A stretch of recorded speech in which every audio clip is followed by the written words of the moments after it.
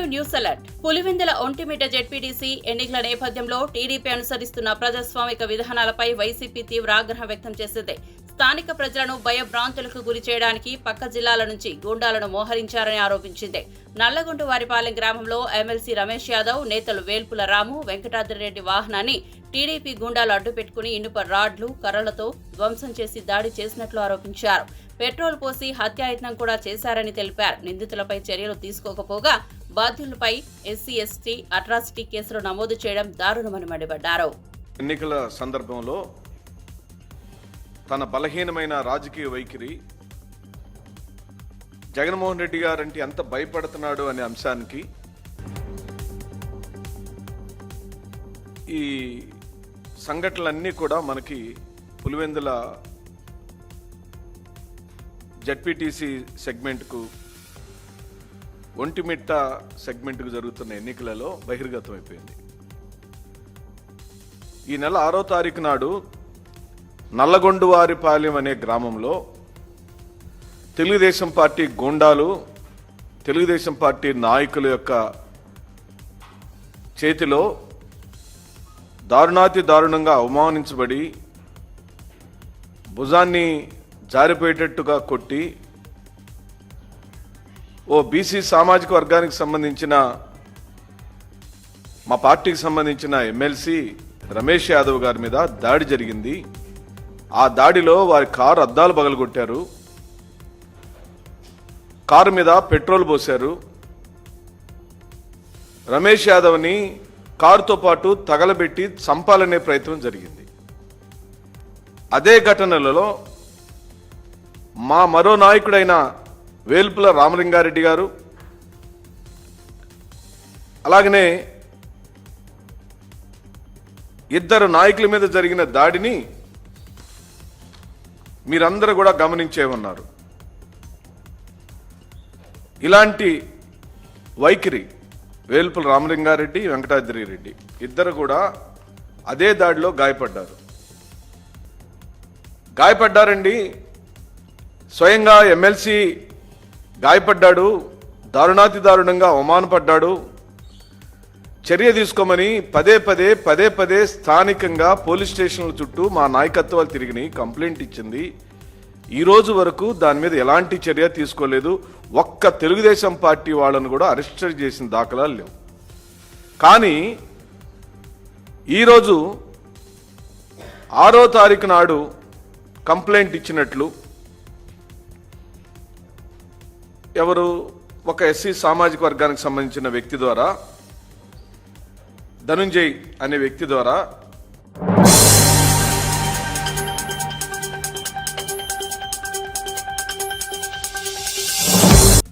ప్రధానమంత్రి నరేంద్ర మోదీ బెంగళూరులో నమ్మ మెట్రో ఎల్లో లైన్ ప్రాజెక్టుకు పచ్చజెండా ఊపి ప్రారంభించారు. ఈ ప్రాజెక్టుతో నగర రవాణా వ్యవస్థకు పెద్ద ఎత్తున ఊతం లభించనుంది. ట్రాఫిక్ సమస్యలు తగ్గి ప్రయాణ సమయం ఆదా అవుతుందని అధికారులు తెలిపారు. ప్రారంభోత్సవ కార్యక్రమంలో కేంద్ర, రాష్ట్ర మంత్రులు, ప్రజాప్రతినిధులు, సాంకేతిక నిపుణులు పాల్గొన్నారు.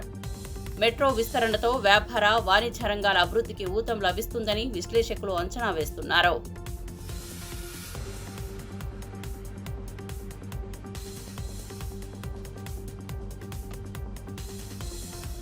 बेंगलुरु मेट्रो की येलो लाइन जहां पर तमाम स्टेशन का जिक्र करेंगे, इसमें 16 स्टेशन मौजूद हैं और बेंगलुरु की ये नम्मा मेट्रो येलो लाइन का उद्घाटन प्रधानमंत्री जो है उन्होंने कर दिया है और खास तौर पर सबसे ज्यादा ट्रैफिक वाला जो हिस्सा, आखिरकार मेट्रो का सफर क्यों करता है जानते हैं?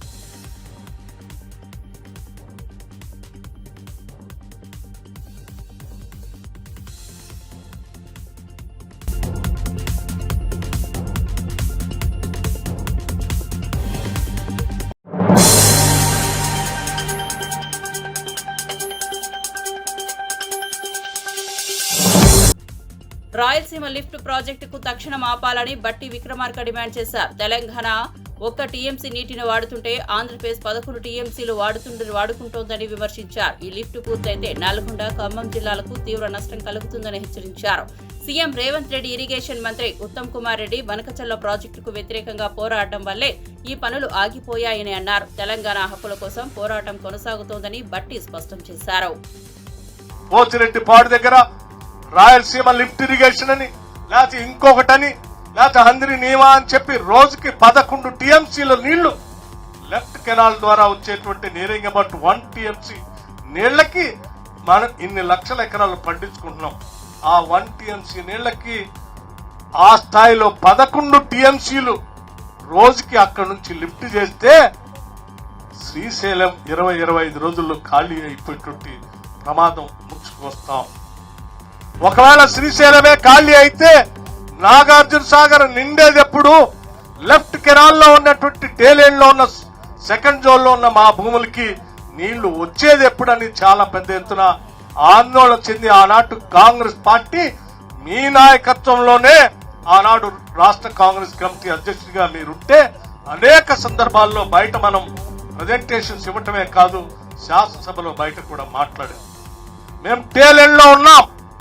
సాగర్ జలాలు ఎట్టి పరిస్థితుల్లో మాకు అందుబాటులోకి వచ్చేటట్టుగా ఇరిగేషన్ శాఖ మంత్రులుగా మీరు తీసుకోవాల్సిన చర్యలన్నీ కూడా పటిష్టంగా తీసుకునే క్రమంలో ఇరిగేషన్ శాఖ మంత్రిగా ఆనాడు మీరు చేసినటువంటి పోరాటాన్ని గుర్తుపెట్టుకుని ఇవాళ పెద్ద ఎత్తున ఈ లెఫ్ట్ కెనాల్ ని కాపాడటం కోసం మీరు కేంద్రంతో గాని మిగతా వాళ్ళతో కానీ లేకపోతే న్యాయబద్ధంగా న్యాయస్థానాల్లో కూడా చేస్తున్నటువంటి పోరాటానికి ఖమ్మం జిల్లా ప్రజలందరి తరఫున మీకు ధన్యవాదాలు తెలియజేస్తా ఉన్నాం. ఇరిగేషన్ శాఖ మంత్రిగా మాకు తెలుసు మీరు సుప్రీంకోర్టు దాకా వెళ్లారు, మాకు తెలుసు మీరు బనకచర్లను కూడా అడ్డుకున్నారు. మీరు ఈ రాష్ట్ర ముఖ్యమంత్రి రేవంత్ రెడ్డి గారు ఢిల్లీకి వెళ్లి ఇరిగేషన్ సంబంధించి జలవనరుల శాఖ మంత్రితో కాకుండా అవసరమైతే కోర్టులో కూడా వేస్తామని చెప్పి అడ్డంగా మీరు నిటారుగా నిలబడ్డారు కాబట్టే ఇవాళ బనకచర్లైనా ఆగింది, లేకపోతే రాయలసీమ దగ్గర లిఫ్ట్ చేసే నీళ్లైనా ఆగాయి. మీ శ్రమని తప్పనిసరిగా ఈ లిఫ్ట్ ఇరిగేషన్ ఈ జవహర్ లిఫ్ట్ ఇరిగేషన్ ద్వారా నీళ్లు పొందుతున్న మేమే కాదు, ఈ లెఫ్ట్ కెనాల్ ద్వారా నీళ్లు పారేటువంటి సాగర్ రైతాంగ ఆయకట్టు సోదరులు అందరం తరఫున మీకు మేము ప్రత్యేకంగా ముఖ్యమంత్రికి మీకు ధన్యవాదాలు తెలియజేస్తాం.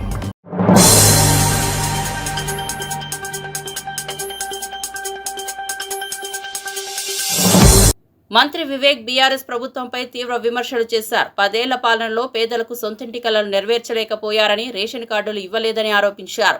అయితే కాళేశ్వరం పేరుతో 1,00,000 కోట్ల రూపాయలు ఖర్చు చేశారని విమర్శించారు. కాంగ్రెస్ ప్రభుత్వం అధికారంలోకి వచ్చాక పేదలకు ఇందిరమ్మ ఇళ్ల పథకం కింద గృహాలను అందజేస్తున్నామని, ఇప్పటి వరకు దాదాపు 10 లక్షల రేషన్ కార్డులు మంజూరు చేశామని తెలిపారు. పేదల సంక్షేమమే తమ ప్రభుత్వ ప్రాధాన్యత అని, అభివృద్ధి కార్యక్రమాల్లో వెనకడుగు ఉండదని స్పష్టం చేశారు. 10 సంవత్సరాలు టీఆర్ఎస్ ప్రభుత్వం హయాంలో ఉన్నప్పుడు వాళ్ళు డబుల్ బెడ్రూమ్లు ఇస్తానని చెప్పి ప్రజలకు ఎవరైతే ఇల్లు లేని వాళ్ళు ఉన్నారో వారందరికీ ఒక కళ ఉండే, మాకు డబుల్ బెడ్రూమ్ ఇల్లు వస్తుందని చెప్పి. కానీ టీఆర్ఎస్ ప్రభుత్వము వారికి శూన్యం చేసి పోయి అక్కడ కాళేశ్వరం ప్రాజెక్టులో 1,00,000 కోట్ల రూపాయలు ఖర్చు పెట్టి ఏదైతే మన ప్రజలకు బీద ప్రజలకు ఇల్లు ఇవ్వాలో అది ఇవ్వలేదు. రాష్ట్ర ప్రభుత్వము కాంగ్రెస్ ప్రభుత్వం ఒక నిర్ణయం తీసుకుంది, మేము అందరికీ ఇందిరమ్మ ఇల్లులు కట్టిస్తామని చెప్పి ఈ కార్యక్రమం తీసుకోవడం జరిగింది. రాష్ట్ర వ్యాప్తంగా కూడా ఈ ఇందిరమ్మ ఇల్లు మంచి కార్యక్రమం అని చెప్పి వాళ్ళందరూ కూడా సంతోషిస్తున్నారు. మీకు తెలిసిన విషయమే, 10 సంవత్సరాలలో రేషన్ కార్డ్స్ కూడా డిస్ట్రిబ్యూట్ చేయలేదు. కానీ కొత్త రేషన్ కార్డ్స్ కాంగ్రెస్ ప్రభుత్వం వచ్చిన తర్వాత మొన్న రిలీజ్ చేయడం జరిగింది. సుమారు రాష్ట్ర వ్యాప్తంగా 17 లక్షల రేషన్ కార్డ్స్ కూడా డిస్ట్రిబ్యూట్ చేస్తున్నారు. అంటే ప్రజలు ఇన్ని సంవత్సరాలు మాకు కొత్త రేషన్ కార్డు కావాలి, మాకు పాత రేషన్ కార్డులో మా పేర్లు రావాలని చెప్పి ఎవరైతే అటెండ్స్ అయినారో వాళ్ళందరూ కూడా ఎదురు చూస్తున్నారు. రాష్ట్ర ప్రభుత్వం ఇవ్వడం జరిగింది.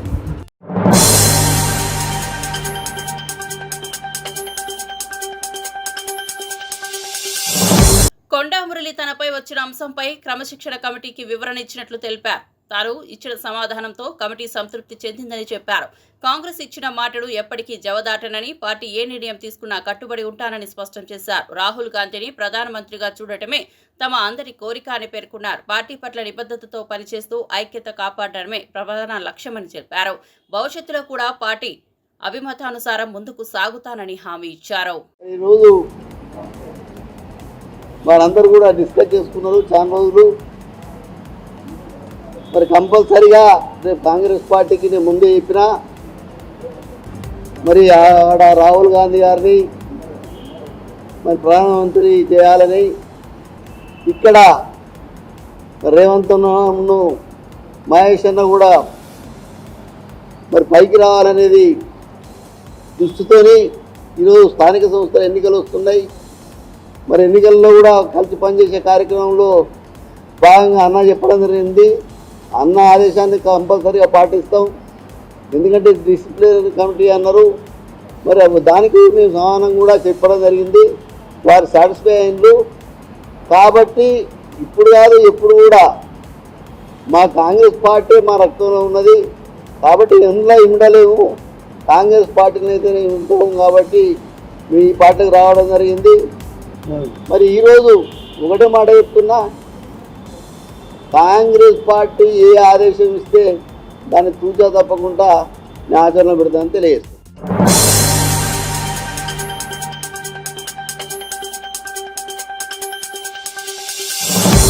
మల్లిరవి మాట్లాడుతూ కొండా మురళి ఇష్యూను ఓ కొలిక్కి తెచ్చినట్లు తెలిపారు. వరంగల్ నేతల మధ్య ఉన్న విభేదాలు, అనిరుద్ రెడ్డి అంశంపై విస్తృతంగా చర్చించామని చెప్పారు. భవిష్యత్తులో కలిసికట్టుగా పనిచేసేందుకు అందరూ నేతలు అంగీకరించినట్లు వెల్లడించారు. కోమటిరెడ్డి రాజగోపాల్ రెడ్డి సబ్జెక్ట్ తమ దృష్టికి రాలేదని స్పష్టం చేశారు. పార్టీ ఐక్యత కోసం అందరూ సహకరించాలని, అంతర్గత విభేదాలను పక్కన పెట్టి ప్రజాసేవకే ప్రాధాన్యం ఇవ్వాలని పిలుపునిచ్చారు. మీటింగ్ జరిగింది, 2 గంటలు చర్చ చేయడం జరిగింది. చర్చ అయిన తర్వాత వరంగల్కు సంబంధించినటువంటి ఎమ్మెల్యేలు కొండమూరి గారు సబ్జెక్టుని ఒక కొలిక్కి తీసుకుని రావడం జరిగింది. అదే రకంగా జడ్చల్ల ఎమ్మెల్యే మన అనిరుద్ రెడ్డి గారు వారి దాని మీద ఒక ఫైనల్ నిర్ణయానికి వచ్చి 4 మెంబర్స్ ఉన్నాం. మళ్ళీ నేను అందరం యునానిమస్గా ఒక నిర్ణయానికి వచ్చాం. భవిష్యత్తులో కాంగ్రెస్ పార్టీ కోసం కలిసికట్టుగా పనిచేయడానికి ఒప్పుకున్నారు. కాబట్టి ఈ నిర్ణయం జరిగింది. ఈ విషయాన్ని మేము పిసిసి ప్రెసిడెంట్ మీనాక్షి నటరాజన్ గారు, సీఎం గారు మీకు వివరాలన్నీ తర్వాత చెప్తాం. కోమటిరెడ్డి రాజగోపాల్ రెడ్డి గారి సబ్జెక్టు ఇంకా మా కమిటీ దృష్టికి రాలేదు. వచ్చిన వెంటనే తెలుసుకొని మాట్లాడి మీతో మాట్లాడి ఇక్కడ జరిగేది ఏంటంటే, నాకు కొండ మురళి కానీ ఎమ్మెల్యేలు కానీ 2 లెటర్స్ వచ్చినాయి. మీరు ఒక లెటర్ ఇచ్చారు, వారు ఒక లెటర్ ఇచ్చారు. అట్లే దాని మీద కూడా లెటర్ వచ్చింది. ఎవరు మన అనిరుద్ రెడ్డి మీద. అందువల్ల వచ్చిన వాటి మీద నిర్ణయం తీసుకున్నాం. మళ్ళీ వచ్చే దాని మీద కూడా తీసుకుంటాం. ఎప్పుడొస్తే చూసుకొని మీడియా వాళ్ళని పిలిచి మాట్లాడి ఈరోజు ఏ రకంగా చేస్తామో అదే రకంగా చేస్తామని మీకు తెలియజేస్తుంది.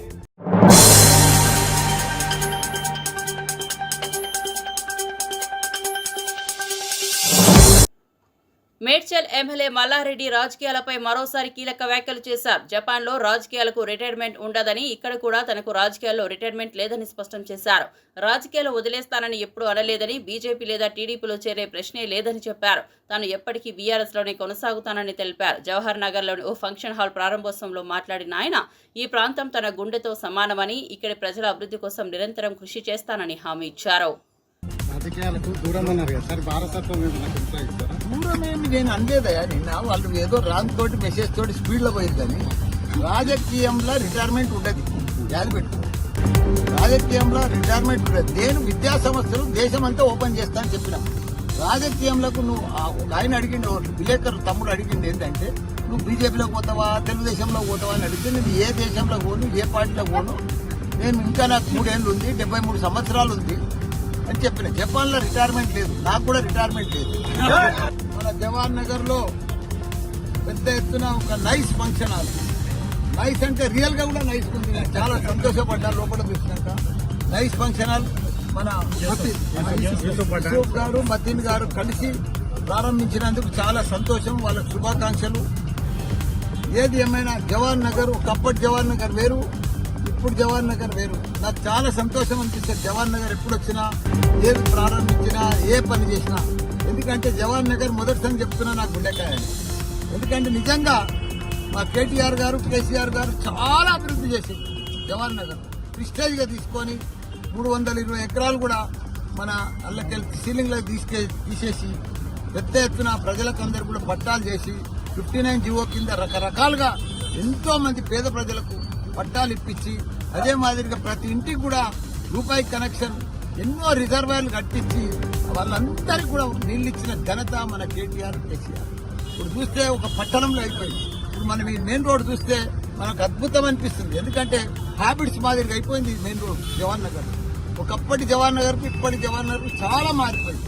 ఎంతో మంది ప్రజలకు తక్కువ ధరకు ఇక్కడ ఇల్లు కొనుక్కొని, ఇక్కడ జవహర్ నగర్ అంటేనే గవర్నమెంట్ ల్యాండ్, ఇంకా వేరే ఆల్టర్నేటివ్ ఏం లేదు, అంతా గవర్నమెంట్ ల్యాండే. అయినా మన టీఆర్ఎస్ ప్రభుత్వం మంచిగా వాళ్ళకు ప్రభుత్వం ల్యాండ్ అంతా కూడా పట్టా చేసి, వాళ్ళకు అంతా కూడా పట్టాలు ఇచ్చి, వాళ్ళకందరూ కూడా నీళ్లు ఇచ్చి, కరెంట్ ఇచ్చి, పర్ఫెక్ట్ అన్ని రకాలు కూడా రోడ్లు లేపించి, కోట్ల రూపాయలు ఖర్చు పెట్టి అభివృద్ధి చేసిన ఘనత మనకు కేసీఆర్. ఎందుకంటే ఇప్పుడు జవహర్ నగర్ ఒక పట్టణం అయిపోయింది, ఒక మున్సిపాలిటీ అయిపోయింది. ఇప్పుడు జీహెచ్ఎంసీలో కలుపుతున్నట్టున్నారు, కానీ అది చాలా బాధాకరం ఉంది. 28 మంది కార్పొరేటర్లు బాగా వాళ్ళ సొంతం లెక్క కష్టపడి బాగా అభివృద్ధి చేసేట్టు ఇప్పుడు చూస్తున్నాం. జవహర్ నగర్ ను వాసన రాకుండా క్యాపింగ్ చేసి 144 కోట్లతోటి మొత్తం ఆ రామ్కీ వాళ్ళని అందరూ కట్టడి చేస్తే, ఇప్పుడు రామ్కీ వాళ్ళని కాంగ్రెస్ ప్రభుత్వం వచ్చింది, రామ్కీ కట్టడి పోయింది. ఇంకో చెత్త గుట్ట ఇంకోటి తయారైంది, వల్ల వాసన సులువు అయింది. ఇక్కడ కానీ జవహర్ నగర్ కానీ, అదే కానీ దమ్మాయిగూడెం కానీ, నాగారం కానీ మళ్ళీ వాసన వస్తుంది. దాన్ని కట్టడి చేస్తలేరు. 4 దిక్కుల 4 డంపింగ్ యార్డు పెట్టాలన్నారు, పెట్టలేదు. బాధాకరణం అవుతుంది. రామ్కి వాళ్ళది ఆ చెత్తకుండి బంద్ చేస్తే చాలా బాగుంటుందని మనం.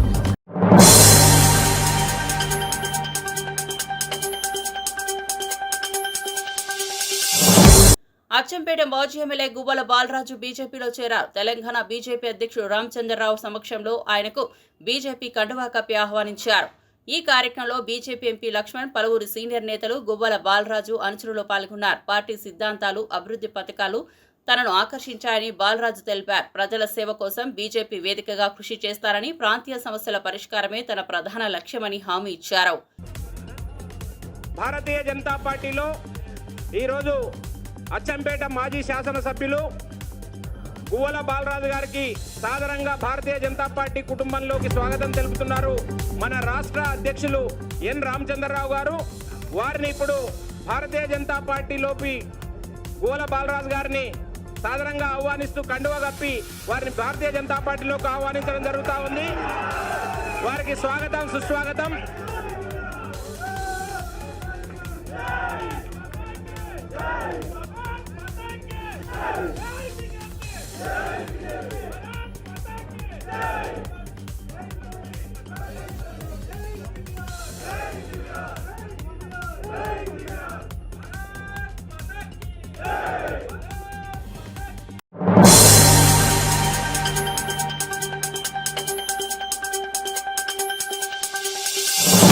మాజీ ఎమ్మెల్యే బీజేపీ, కాంగ్రెస్ పార్టీలపై తీవ్ర విమర్శలు చేశారు. కేంద్ర మంత్రులు కిషన్ రెడ్డి, బండి సంజయ్లు సీఎం రేవంత్ రెడ్డికి సెక్యూరిటీ గార్డులా వ్యవహరిస్తున్నారని ఎద్దేవా చేశారు.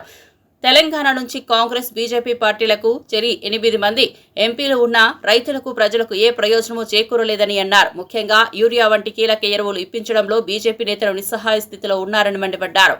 ప్రజా సమస్యల పరిష్కారంలో విఫలమవుతున్న ఈ 2 పార్టీలను ప్రజలు గమనిస్తున్నారని హెచ్చరించారు. కేంద్ర మంత్రి బండి సంజయ్ గారు రక్షాబంధన్ సందర్భంగా వారు మాట్లాడుతూ చెప్తున్నారు, బీఆర్ఎస్ పార్టీది, కాంగ్రెస్ పార్టీది ఒక అనుబంధం ఉందని చెప్తా ఉన్నారు. నేను ఈ సందర్భంగా వారిని ఒకటి అడుగుతా ఉన్నా, నిజమైన బంధం, నిజమైన అనుబంధం ఏంటంటే రేవంత్ రెడ్డి ప్రభుత్వంతో మీకున్నది. కాబట్టి మీరు ఆయన చెప్తున్నారు, నీ మంత్రులతో జాగ్రత్తగా ఉండండి, మేము మంచిగానే ఉన్నాం, కానీ నీ దగ్గర నీ పక్కన చక్కగా చూసుకోమని సలహాలు ఇచ్చినాం. ఈ రోజు నిజంగా చూస్తా ఉంటే ఈ రాష్ట్రంలో ఉండేటువంటి 2 కేంద్ర మంత్రులు ఈ రాష్ట్ర ప్రభుత్వానికి సెక్యూరిటీ గార్డులాగా పనిచేస్తా ఉన్నారు. ఈ రాష్ట్ర ప్రభుత్వం చేస్తున్నటువంటి ప్రజా వ్యతిరేక విధానాలు కానీ, వైఫల్యాలు కానీ ఈ రోజు వాళ్ళకి కనబడడం లేదు. బండి సంజయ్ గారు మీరు కేంద్ర మంత్రి అన్న విషయం మీరు మర్చిపోయినా, లేకపోతే మీరు ఏమనుకుంటా ఉన్నది అర్థం కాదు. ఈరోజు ఒక బాధ్యత కలిగినటువంటి ఊహాలో ఉన్న మీరు పూర్తి బాధ్యత రాహిత్యంతో మాట్లాడుతూ ఉన్నారు. ఈ ప్రభుత్వం చేసేటువంటి వైఫల్యాలను మీరు క్షేత్రస్థాయిలో తీసుకెళ్ళలేకపోతున్నామని మీ శ్రేణులు చర్చించుకుంటా ఉన్నారు. మీరు ఈరోజు గతంలో మీరు ఎమ్మెల్యేలుగా ఓడిపోయిన వాళ్ళు ఈరోజు నరేంద్ర మోడీ గారి పుణ్యం వల్ల మీరు ఎంపీలుగా ఉండొచ్చు. అయ్యా, మిమ్మల్ని 8 మంది రోజు ఎంపీలుగా గెలిపించిండ్రు. ఈ 2 నెలల్లో మీరు ఈ తెలంగాణ రాష్ట్ర ప్రయోజనాల కొరకు తీసుకొచ్చిన నిధులేంది? మీరు తీసుకొచ్చిన గొప్పదనం ఏంది? ప్రతిపక్షం చెప్పేటువంటి 8 మంది పార్లమెంట్ సభ్యుల పాత్ర ఏంది? అంటే వీరి వల్ల ఏమి కాదు, వీళ్ళు పోయొచ్చుడు వచ్చుడు తప్ప ఈ రాష్ట్రానికి ఒరిగింది కానీ జరిగింది కానీ ఏమి.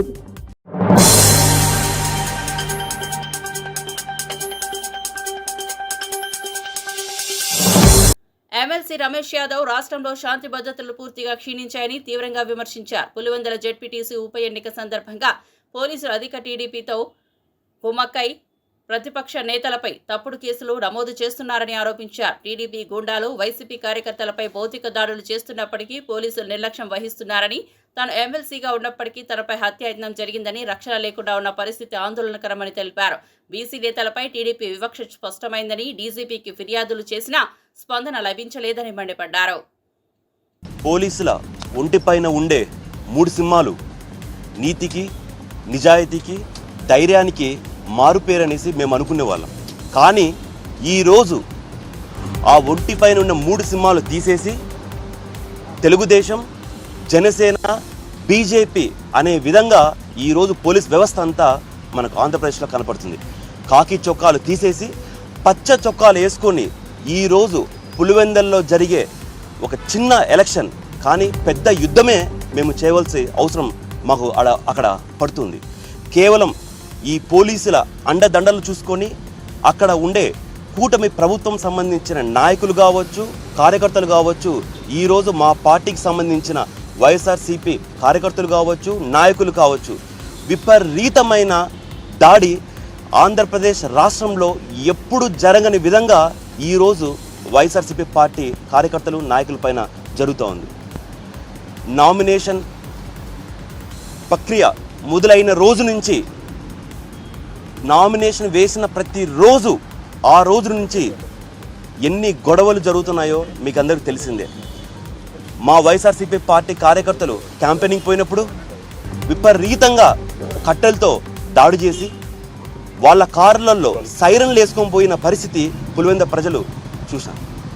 మరుసటి రోజు ఒక ఎమ్మెల్సీగా, ఒక చట్టసభల్లో ఉన్న వ్యక్తిగా నేను మా పార్టీకి సంబంధించి క్యాంపెయినింగ్ పోయి అక్కడ ముగించుకొని బయలుదేరే సమయంలో సుమారుగా ఒక 100 నుంచి 150 మంది వచ్చి మమ్మల్ని చంపే ప్రయత్నం చేశారు.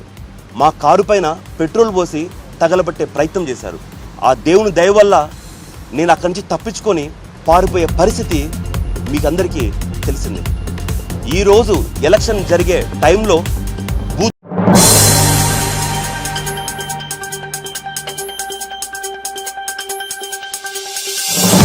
పల్నాడు జిల్లా దాచేపల్లి బీసీ బాలుర హాస్టల్లో ఇంటర్ విద్యార్థిపై డిగ్రీ విద్యార్థి ర్యాగింగ్ చేసి కరెంట్ షాక్తో చంపాలని యత్నించడం తీవ్ర ఆందోళన కలిగించిందని వైసీపీ విద్యార్థి విభాగం వర్కింగ్ ప్రెసిడెంట్ రవిచంద్ర మండిపడ్డారు. రాష్ట్రంలోని బీసీ హాస్టళ్లలో విద్యాసంస్థల్లో విద్యార్థులకు రక్షణ లేకుండా పోయిందని బీసీ సంక్షేమ శాఖ మంత్రి సవిత ఒక్కరోజైనా హాస్టళ్లలో పరిస్థితులు తెలుసుకోవాలని సవాల్ చేశారు. ప్రభుత్వం ఇప్పటికైనా చర్యలు తీసుకోకపోతే వైసీపీ తరపున బలమైన పోరాటం చేస్తామని హెచ్చరించారు. జిల్లా దాచేపల్లి బీసీ బాలుర హాస్టల్లో ఇంటర్మీడియట్ విద్యార్థి పైన డిగ్రీ విద్యార్థి ర్యాగింగ్ కు పాల్పడి చాలా దుర్మార్గంగా కరెంట్ షాక్ పెట్టి హత్యాయత్నానికి పాల్పడ్డాడు. ఈ రాష్ట్రంలో సంక్షేమ వసతి గృహాల్లో, విద్యా సంస్థల్లో విద్యార్థులకి ఏమాత్రము కూటమి ప్రభుత్వంలో రక్షణ లేకుండా పోయింది. ఒక జూనియర్ కళాశాల విద్యార్థిని డిగ్రీ కాలేజీ విద్యార్థి హాస్టల్కు పిలిపించుకొని తోటి విద్యార్థులతోటి చాలా అమానవీయకరంగా దాడికి పాల్పడమే కాదు, ర్యాగింగ్ చేసి చాలా అవమానకరం చేసి విద్యార్థి పైన కరెంట్ షాక్ తోటి హత్యాయత్నానికి పాల్పడడం అనేది చాలా దుర్మార్గమైన చర్య. విద్యా సంస్థల్లో విద్యార్థులకు రక్షణే కాదు, చదువుకుంటూ పడింది, రక్షణ లేకుండా పోయింది. కూటమి ప్రభుత్వంలో విద్యార్థుల దుస్థితి చాలా అధోగతి పాలైన పరిస్థితి ఈ సంవత్సరన్నర కాలంలో నెలకొని ఉంది.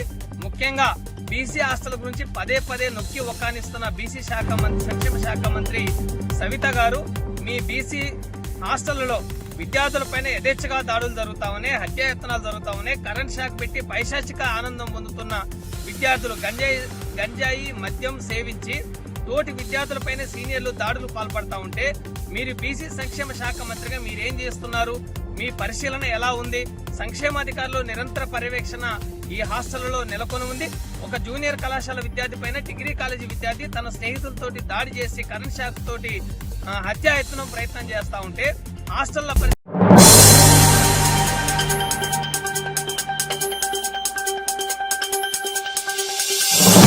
వర్షాకాలంలో హైదరాబాద్ లో వరద సమస్య కొత్తది కాదని మంత్రి పొన్నం ప్రభాకర్ అన్నారు. సీఎం రేవంత్ రెడ్డి ఆదేశాలతో అన్ని శాఖల సమన్వయంతో నగర సమస్యలకు శాశ్వత పరిష్కారం తీసుకురావడానికి చర్యలు మొదలుపెట్టామని వెల్లడించారు. భవిష్యత్ అవసరాలను దృష్టిలో ఉంచుకుని మాస్టర్ ప్లాన్ సిద్ధం చేయాలని నిర్ణయం తీసుకున్నామని తెలిపారు. ప్రభుత్వం చేపట్టే పనుల్లో ప్రజలు సహకరించాల్సిన అవసరం ఉందని సూచించారు. హైదరాబాద్ కు సంబంధించి రింగ్ రోడ్డు లోపల ఉన్నటువంటి ప్రాంత ప్రజలకు వర్షం కారణంగా ఎటువంటి ఇబ్బందులు సమస్యలు ఏర్పడకుండా చూడాలనే ఆలోచనతోటి రాష్ట్ర ప్రభుత్వం దృఢ సంకల్పంతో ఉంది. ముఖ్యమంత్రి గారు ఆ విధమైనటువంటి ఆదేశాలు ఇవ్వడం జరిగింది.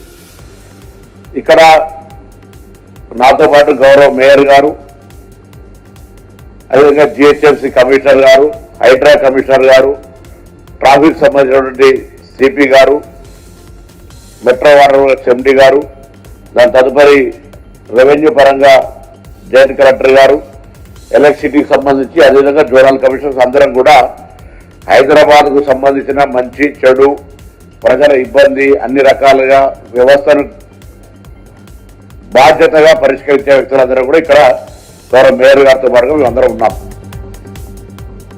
ప్రజలకు ఒక విశ్వాసం ఇవ్వాల్సుకున్నాం. ఎక్కడ కూడా ఇప్పుడు ఇంత పెద్ద ఎత్తున ఇబ్బందికరమైనటువంటి తాత్కాలిక ట్రాఫిక్ జామో లేకపోతే రోడ్లపై నీళ్లు వచ్చినప్పటికీ కూడా ఎక్కడ కూడా ఎటువంటి ప్రాణ నష్టం కానీ లేదా ఇతరత్ర ఆస్తి నష్టానికి సంబంధించినటువంటి పెద్ద ఇబ్బందికర పరిస్థితులు ఏం రాలేదు. ఎందుకంటే ఎఫిషియెంట్ గా మేనేజ్మెంట్ ఎప్పటికప్పుడు జరుగుతూ ఉంది. ఇది ఈ రోజు ఒకటే రోజు వచ్చినటువంటి సమస్య కాదు. 1931లో జనాభాకు అనుగుణంగా ఏర్పరిచిన తరువాత ఆనాడు ఉన్నటువంటి డ్రైన్ సిస్టమ్ కావచ్చు, డ్రింకింగ్ వాటర్ సిస్టమ్ కావచ్చు, లేకపోతే రోడ్స్ కావచ్చు, ఎలక్ట్రిసిటీ కావచ్చు ఉన్నదాన్ని తాత్కాలికంగా ఎవరిని ఇప్పుడు మనం విమర్శించేది కాదు. కానీ ఉన్నటువంటి సందర్భాల లోపల అప్పటికప్పుడు రిక్వైర్మెంట్ ప్రకారంగా ఎక్స్పాన్షన్ చేసుకుంటూ పోయినా తప్ప భవిష్యత్తుకు సంబంధించినటువంటి ఒక ప్రణాళిక అనేటువంటిది ఏం చేసుకోలేదు. అది ఇప్పుడు గౌరవ ముఖ్యమంత్రి గారు శాఖ వారి దగ్గర ఉంచి భవిష్యత్తు ప్రణాళికలకు సంబంధించి హైదరాబాద్ లో త్రాగునీటికి సంబంధించి కావచ్చు లేదా ఇతరత్ర అన్ని రకాల అంశాలకు సంబంధించి ఒక స్పెసిఫిక్ గా అన్ని విభాగాల సమన్వయంతో అనేక సందర్భాల్లో రివ్యూ చేసి ఒక కార్యాచరణ తీసుకొని అందుకు సంబంధించి ఈ మధ్యన జీవో కూడా ఏర్పాటు చేశారు. అదంతా కూడా సర్వే జరుగుతూ ఉంది. ఇప్పుడు ప్రస్తుతానికి అది రాబోయే కాలానికి సంబంధించి తీసుకునే నిర్ణయం. ఇప్పుడు ప్రస్తుతానికి జరుగుతున్న సందర్భంలో మేము ప్రజలను కోరుతా ఉన్నా, ఎక్కడైనా ఏదైనా ఇబ్బంది వస్తే వెంటనే ఈ శాఖ ఆ శాఖ అనేది లేకుండా మీకు అందుబాటులో ఉన్నటువంటి ఏ వ్యవస్థ అయినా, అది రెవెన్యూ కావచ్చు, ఎలక్ట్రిసిటీ కావచ్చు, పోలీసు కావచ్చు, హైడ్రా కావచ్చు, జిహెచ్ఎంసీ కావచ్చు, ఎవరైనా సరే వాళ్ళ సహకారం తీసుకొని ఆ సమస్యను దాన్ని అధిగమించే విధంగా ముందు ఆ యొక్క ఎపిసోడ్ నుంచి బయటికి రావాలని కోరుతా ఉన్నా.